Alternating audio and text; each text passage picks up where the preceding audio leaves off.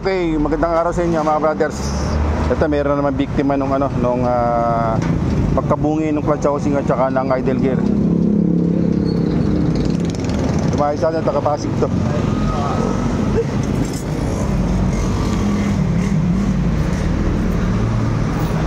Ito mga brothers. Ayan o. Saka ito.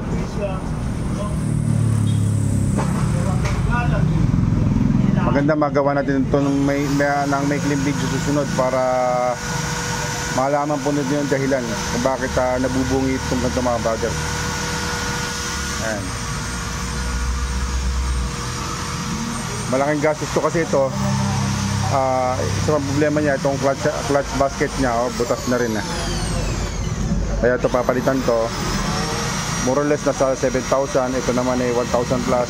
Saka ito mga 1,3 to 1,5.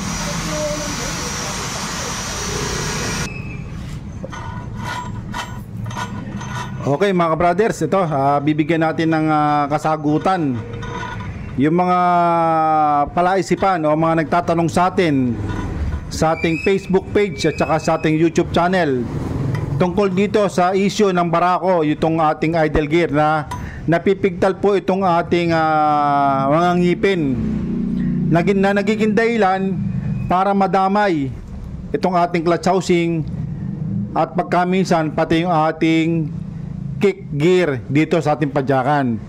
Iyan po yung ating dapat na masolusyonan mga brothers. Kasi ito mga brothers, madalas na pagkakataon dinadala sa shop ang nagiging dahilan itong ating idle gear nabubungi. Ayan mga brothers, napakalaki po ng magagastos natin pag nangyari yan mga brothers. Kasi po mga brothers, alam nyo po itong ating busing nitong ating idle gear, ito po kasi napupudpod. Di gaya ng ibang busing na mga idle gear sa ibang mga motor, hindi agad-agad napuputol, hindi agad-agad napupudpod kasi po yun makapal yung busing na ginamit nila dito.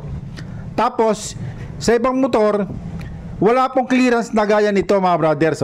Pag tingnan nyo mabuti wala pong ganyang clearance sa ibang motor gaya ng Honda Supremo. Walang ganyan. Kaya lumalabas, para nakikita ko rito mga brothers, may konting problema rito. O isa ng malaking problema dito sa ating output shop. Ito po yung output shop po ito mga brothers. Ang karugtong po nito yung sa may sprocket sa likod. Ito po isang problema dito mga brothers. Ang nangyari kasi rito mga brothers, meron siyang kulang. Kung papapasin nyo po na pagka ginawa nyo yun, may posibilidad na hindi agad masira itong ating idle gear. Ayan mga brothers, iyan po yung ating ibibigay sa inyong halimbawa. Kasi ito, i-share ko lang po sa inyo ayon lang po sa aking karanasan. Kasi po madalas na pagkakataon, pagka naririnig ko na po itong ating ingay sa panggilid, itong clutch housing, kasi po ang ingay po nitong ating ito po kasi pag maluwag na po itong busing, ito po maririnig nyo po ingay nito pag pinakinggan nyo para sa para bang tumatalon na parang may tumatalon, gumaganon po, parang tumatalon kasi nga po maluwag na, gumaganon siya, maluwag na gano'n. Gumaganon na siya mga brothers. Bukod sa gumaganon, ang mangyayari, gumaganon pa. Kaya ang laking problema nito mga brothers, na dapat kung magagawa natin ng paraan ay pwedeng mangyaring na hindi agad masira. Kasi ito, gaya po ng ibang motor, gaya po ng Supremo, ito po kasi kahawig na kahawig nitong design. Parehas na parehas ng design. Supremo 150. Ayan, yung TMX. Ganyan po ang style ng busing, yung kanyang clutch housing nandito rin yun. Ganun din po ang kanyang operation pagdating sa pagpapa-start ng ating makina. Ngayon, ang Supremo, kahit napadyakan mo ng padyakan, kahit magsawa ka sa padyak, walang issue na nasisira o nabubungi yung idle gear. Ayan, kahit nakadyutin mo yan, kahit na patay ang makina, kahit anong gawin mo, hindi po magkakaroon ng issue na masisira po yung busing, yung idle gear o yung clutch housing. Bakit po mga brothers? Ayan, gawa po nito mga brothers, gawa nito. Wala pong ganyan ng Supremo. Kasi Ang nangyari po kasi rito, gaya po na sinabi ko sa inyo kanina, may laro siyang pataas, bababa, o laki oh. Kaya ang nangyayari, nawawala sa align dito. Kaya pagka lumuwag na yung busing, lumuwag. Karamihan po nangyayari dito yung mga walang starter yung kick starter lang ginagamit, puro kick lang Yan ang madalas sa pagkakataon masira ito. Ngayon, ang nangyayari, pagka maluwag na po yung busing, tapos gumagalaw pang ganon, taas baba, yun na po nagiging dahilan para mabungi itong ganito, magkadamay-damay na siya mga brothers. Nawawala na po sa direksyon, sa isang linya mga brothers. Kaya nangyari, pagka nagkamali ka, o halimbawa, gaya po ng iba nating mga nagpaliwanag na, minsan may pagkakataon, pinadyakan mo, dun pa lang bumibigay ng todo. Kasi, yun ang dahilan para mapagalaw mo to yung pagpadyak mo Ngayon, pagka patay ang makina, kinadyot mo, yun na rin nagiging dahilan para bumigay rin to. Pero ang pinaka-cause, yung pinaka-main issue, hindi yun kundi itong design, itong ating idle gear, itong design mga brothers. Ayan, yung design nito. Nagkataon lang na pag pinadyakan mo, doon bumibigay. Kasi nga po, yung pagpadyak, yun ang nagiging dahilan para mapagtrabaho mo to. At saka yung kadyot. Baba, nakapatay ang makina, kinadyot mo, isaging naging dahilan. Pero hindi talaga yun ang talagang main. Ito nga po, yung design nito, masyado siyang malaki clearance. Ayan. Di gaya po ng Supremo, gaya po na sinabi ko sa inyo, ang Supremo, walang issue na kahit kailan nasira ang idle bushing o idle gear bushing o nabungi yung anyang idle gear o yung clutch housing. Wala pong ganun pagkakataon. Bakit po? Ayan, meron ako ipakikita sa inyong video mga brothers, yung design po na ginawa ng Honda dito po sa idle gear na pwede nating gayahin para po hindi agad masira itong idle gear. Okay? At tabayanan nyo mga brothers, papakita ko po yung video nyon. Okay mga brothers, meron po tayo ditong ikakabit na idle gear ng Honda Supremo. Ngayon kung mapapasin nyo po, una nating nilagay yung washer. Ayan, washer po yan mga brothers, yung thrust washer. Tapos yung idle gear, ayan, idle gear po yan. Ito po Honda Supremo mga brothers, same lang po ito ng Barako, pares na parehas. Ngayon, ang susunod natin yung kanyang idle gear bushing. Ayan, makapal po yan mga brothers. Kung ialin tulad sa Barako na manipis, ito makapal. Ayan. Ngayon, pagkatapos natin nilagay itong ating idle gear bushing na makapal, lalagyan ulit natin ng thrust washer. Ayan mga brothers, thrust washer po yan. Tapos ilalagay natin yung pinaka-lock nya o yung circlip.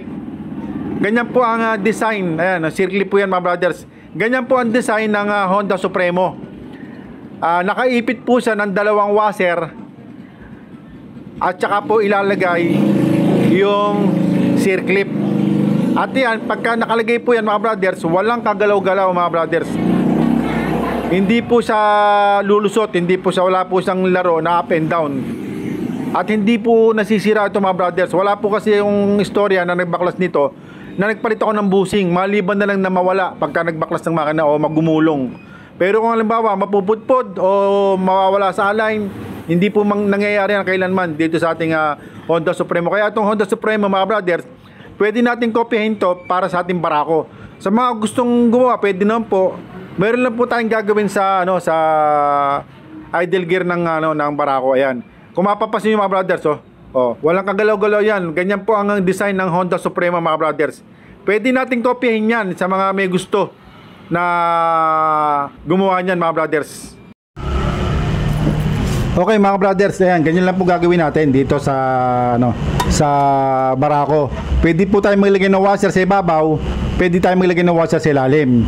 Ngayon, kung masikip po sa mga brothers, magbabawas tayo ng konti rito. Yun po dati mga brothers, nagawa ko na dati yan, siguro mga 2 to 3 years ago na. Ang ginawa ko po dyan mga brothers, Kaya lang po, iba po ginawa ko dati. Binago ko po yung bushing sa gitna. Nagkasadya po tayo sa Antipolo. Meron tayong pinagpagawa dati doon sa may bandang Antipolo. Ang kuha ko po noon na 250. Yun po, hindi yaring tanso. Kasi po ito mga brothers, tanso ito eh. Pag nagiinit siya mga brothers, agad siya napupudpud. Yung pinagawa ko dati mga brothers, para siyang sink. Yung ganito niya, tapos makapal. Binawasan namin to mga brothers, at saka to binawasan namin ng konti para pwede nilagyan ng washer kabilaan. Tapos hindi na po nasira yun hanggang ngayon. Yung ginawa ko yun mga brothers. Matagal na po yun, kaya po hindi na tayo nakapag-focus dun kasi sa ibang pagkakataon marami tayong mga obligasyon sa ibang bagay, kaya hindi tayo nakapag-focus dito. Ngayon tamang-tama, may isyong ganito mga brothers, pwede nyo pong gayahin yun mga brothers. Lagyan nyo po ng washer kabilaan. Kung ayaw nyo pong palitan tong busing na mas mataba, pwede naman po ito lang, basta lagyan nyo lang po ng washer. Ngayon pag bitin po siya, babawasan nyo po ito para pagka niligay nyo po siya, pag niligay nyo yung circlip, hindi siya masikip. Dapat to kasi may pre-wheel mga brothers. Ayan, tatandaan nyo po mga brothers, dapat to umiikot. Kasi ito, pag hindi umiikot ito, masikip sa gitna. Pag pinadyakan nyo po yung kick, hindi po siya babalik. Kaya dapat to may pre-wheeling, may pre-play, ganun. Okay, sige po, hanggang dito lang mga brothers. Sana po nakatulong sa inyo ito ng malaki. At lalo na po sa mga may motor na Barako 175. Ayan, pwede nyo pong kopyahin, ulit ko, yung sa Supremo 150. Okay, hanggang dito lang. Maraming po salamat. Mabuhay po kayong lahat mga brothers.